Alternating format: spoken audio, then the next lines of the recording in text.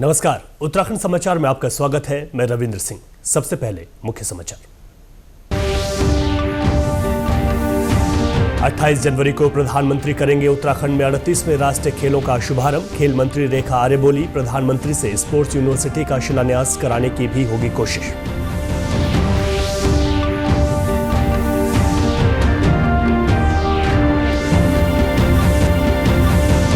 मौसम विभाग की बारिश और बर्फबारी की चेतावनी के बाद मुख्यमंत्री के जिला अधिकारियों को निर्देश। बढ़ती ठंड न बने बेसहारा लोगों के लिए मुसीबत, रैन बसेरों में करें पूरे इंतजाम।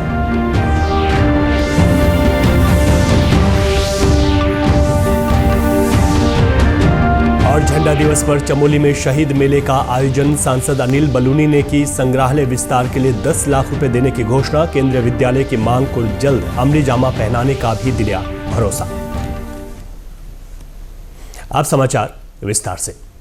उत्तराखंड में 38वें राष्ट्रीय खेलों का शुभारंभ 28 जनवरी को प्रधानमंत्री नरेंद्र मोदी करेंगे। खेल मंत्री रेखा आर्य ने कहा कि सरकार की कोशिश है कि इस दौरान प्रधानमंत्री के हाथों स्पोर्ट्स यूनिवर्सिटी का भी शिलान्यास हो सके। इसको लेकर तेजी से काम किया जा रहा है। खेल मंत्री ने कहा कि कैबिनेट द्वारा स्पोर्ट्स यूनिवर्सिटी एक्ट पारित किया गया था, जिसको राज्यपाल ने कुछ आपत्तियों के साथ विधायी को लौटाया था। इसको लेकर भी बीते रोज हुई बैठक में एक्ट के संशोधन में हो रही देरी को जल्द से जल्द निराकरण कर विधायी को अध्यादेश के रूप में विभाग को भेजने को कहा गया है। उन्होंने उम्मीद जताई है कि दिसंबर में जब अध्यादेश गवर्नर हाउस भेजा जाएगा तो एक्ट में संशोधन कर जल्द अधिसूचना के रूप में परिवर्तित होगा। 28 जनवरी 2025 से राष्ट्रीय खेलों का शुभारंभ होने जा रहा है। सामान्यतः राष्ट्रीय खेलों का शुभारंभ जो है देश के यशस्वी प्रधानमंत्री जी के द्वारा होता है और उत्तराखंड से जिस प्रकार से प्रधानमंत्री मोदी जी का स्नेह, प्रेम और आशीर्वाद मिलता रहा है, तो यही अपेक्षा है कि माननीय प्रधानमंत्री जी के कर कमलों से इसका शुभारंभ होगा।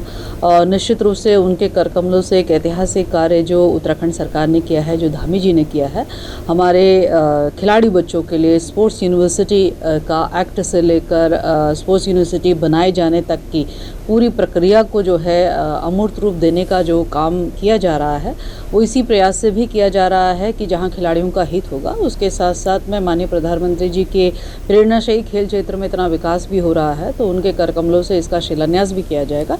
उस तत्परता के साथ में जो है विभाग काम करे, ये निर्देश कल मैंने निर्गत किए थे और मेरा भी पूरा ध्येय और लक्ष्य इसी तरह से हम लेके चल रहे हैं कि माननीय गवर्नर साहब के यहाँ से एक्ट के कुछ विषयों को लेकर कुछ संशोधन बतौर सुझाव भी, बतौर आपत्ति भी वहाँ पर आए थे। तो उसका विधायी के प्रमुख सचिव से बैठक करते हुए उसमें जो संशोधित होना है उसको शीघ्र संशोधित करते हुए अध्यादेश के रूप में जो है आने वाले समय में एक्ट का अपना मूर्त रूप ले, उसकी अधिसूचना जारी हो। तो उसको लेकर एक समयातिथि हमने ये कहा कि भाई हम 28 दिसंबर तक में हम ये कार्य हम कर लें, इस तत्परता के साथ काम करें। देश भर में 85 नए केंद्रीय विद्यालय को केंद्रीय कैबिनेट की मंजूरी के बाद उत्तराखंड में भी खुशी की लहर है। इस फैसले से उत्तराखंड को 4 नए केंद्रीय विद्यालय की सौगात मिलेगी, जिसमें कोटद्वार भी शामिल है। इस फैसले के बाद कोटद्वार में भाजपा कार्यकर्ताओं ने मिठाई बांटकर खुशी का इजहार किया। इस मौके पर लोगों ने स्थानीय विधायक और विधानसभा अध्यक्ष रितु खंडूड़ी का फूल मालाओं से स्वागत भी किया।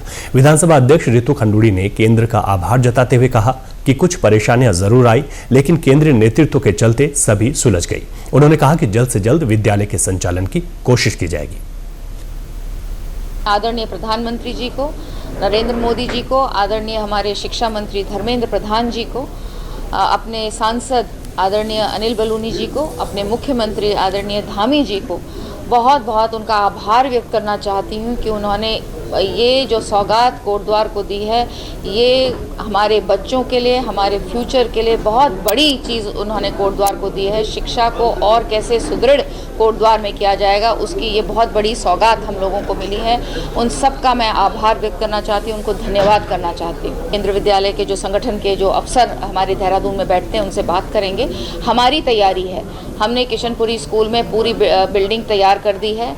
हमने शौचालय बनाने का काम वहाँ पूरा किया है और 2-4 क्लासेस और उनको चाहिए, उनकी भी हमने तैयारी कर दी है। उसमें वहाँ पे काम लगा हुआ है, तो जितनी जल्दी हम चाहेंगे कि जल्द से जल्द इस काम को हम शुरू करें।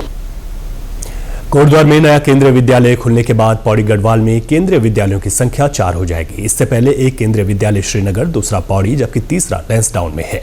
वहीं स्थानीय निवासी केंद्र के इस फैसले पर सरकार का शुक्रिया अदा कर रहे हैं। उनके माने तो केंद्रीय विद्यालय के खुलने से जहां शिक्षा की गुणवत्ता में सुधार होगा, जिससे उनके नौनिहालों का भविष्य भी संवर सकेगा। ये कोटद्वार की जनता के लिए बहुत ही सौभाग्य की बात है कि यहाँ पे उच्च गुणवत्ता का कोई सरकारी ऐसे स्कूल नहीं था। केंद्रीय विद्यालय खुल रहा है और उसमें यह है कि अच्छी गुणवत्ता की पढ़ाई होगी और कोटद्वार में जो नौनिहाल हैं उनको अच्छी शिक्षा मिलेगी। आगे जाके वो कुछ अच्छा कर पाएंगे और कम बजट में अच्छी पढ़ाई होगी। प्रदेश में मौसम विभाग की ओर से बारिश के साथ ही ठंड बढ़ने की चेतावनी के मद्देनजर मुख्यमंत्री पुष्कर सिंह धामी ने सभी जिलाधिकारियों को रैन बसेरों में पर्याप्त सुविधा जुटाने के निर्देश दिए हैं। इसके साथ ही जरूरतमंदों को रजाई और कंबल बांटने के भी निर्देश दिए गए हैं।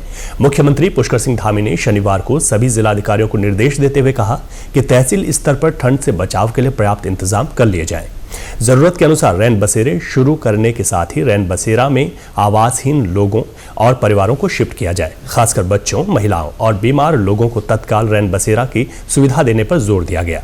मुख्यमंत्री पुष्कर सिंह धामी ने कहा कि कंबल, रजाई बांटने के अलावा प्रमुख स्थानों पर अलाव के भी इंतजाम किए जाए। मुख्यमंत्री ने कहा कि अधिक ऊंचाई वाले स्थानों पर बर्फबारी से निचले स्थानों पर भी ठंड बढ़ेगी, जिसको लेकर जिला प्रशासन अपने स्तर से सावधानी बरतते हुए जरूरतमंदों को हर मुमकिन सुविधा उपलब्ध कराएं। चमोली जिले में देवाल ब्लॉक के दूरस्थ सैनिक बाहुल्य गांव सवाड़ में झंडा दिवस पर 17वें अमर शहीद सैनिक मेले का आयोजन किया गया। इस अवसर पर विभिन्न स्कूलों के छात्र छात्राओं व महिला मंगल दल की टीमों ने रंगारंग प्रस्तुति दी।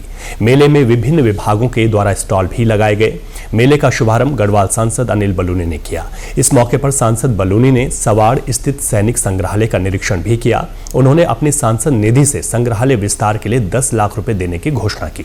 वहीं ग्रामीणों की मांग पर केंद्रीय विद्यालय खोलने का आश्वासन भी दिया। उल्लेखनीय है कि केंद्रीय विद्यालय के लिए ग्रामीणों द्वारा पूर्व में 103 नाली भूमि दान की गई है।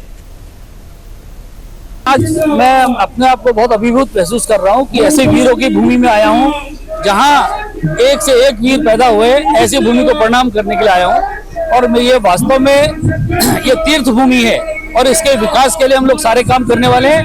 आज जो वीर सैनिकों का म्यूजियम है उसके लिए 10 लाख रुपए मैं अपने सांसद निधि से दिया है और साथ ही मैं ये आश्वासन देके जा रहा हूँ कि बहुत शीघ्र यहाँ केंद्रीय विद्यालय के बारे में भी घोषणा हम लोग करेंगे। वहीं मेले में पूर्व सैनिकों में खुशी व उत्साह का माहौल दिखाई दिया। पूर्व सैनिक संगठन के अध्यक्ष, उपाध्यक्ष व जिला पंचायत सदस्य ने बहुप्रतीक्षित केंद्रीय विद्यालय खोलने की मांग गढ़वाल सांसद अनिल बलूनी के सामने रखी। सांसद महोदय से हमारा यही रिक्वेस्ट रहेगा कि इसी सत्र से इसमें केंद्रीय विद्यालय को खुलना जरूरी हो जाएगा, ताकि हम इतने सालों से हम लटके पड़े हैं। यहाँ पे 5 साल हो गए। हम यहाँ पर जो व्यवस्था केंद्र से आई है, हमको ये चीज़ बनाना है, बिल्डिंग चाहिए, वो चाहिए, सारी चीज़ें, सारी व्यवस्थाएं यहाँ पर अप टू डेट होने के बाद आज तक हमारा केंद्रीय विद्यालय हमको नहीं मिला है। गौरतलब है कि सैन्य बाहुल्य गांव सवाड़ से 22 सैनिकों ने प्रथम विश्व युद्ध में भाग लिया था, जबकि 38 सैनिकों ने द्वितीय विश्व युद्ध और 14 सैनिकों ने पेशावर कांड में भाग लिया था। इसके अलावा सवाड़ गांव से 1971 बांग्लादेश युद्ध में 28 सैनिकों, ऑपरेशन व्यूल स्टार में 15 सैनिकों ने भाग लिया था। वीर भूमि सवाड़ से वर्तमान में भारतीय सेना में 128 सैनिक सेवारत हैं। देश के सार्वजनिक प्रसारक प्रसार भारती ने OTT प्लेटफॉर्म के क्षेत्र में कदम रखते हुए हाल ही में वेब्स की शुरुआत की है। यह डिजिटल मीडिया और OTT दर्शकों को एक संपूर्ण इंफोटेनमेंट इकोसिस्टम देता है। अगर आपको भी चाहिए फ्री में शानदार कंटेंट, तो आज ही डाउनलोड करें। QR कोड के जरिए भी वेब्स ऐप डाउनलोड की जा सकती है। इसी के साथ अभी तक के समाचार समाप्त हुए। दूरदर्शन समाचारों से जुड़े रहें। मिलते हैं फिर शाम 6:30 बजे के बुलेटिन में। नमस्कार।